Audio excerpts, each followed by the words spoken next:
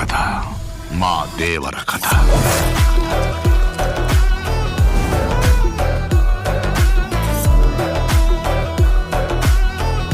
మనిషికి బతికేంత ధైర్యం చాలు, చంపేంత ధైర్యం కాదు.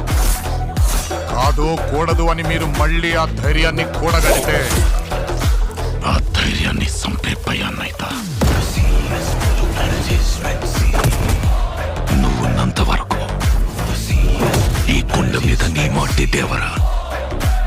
దేవరును చంపాలంటే సరైన సమయమే కాదు, సరైన ఆయుధము దొరకాల.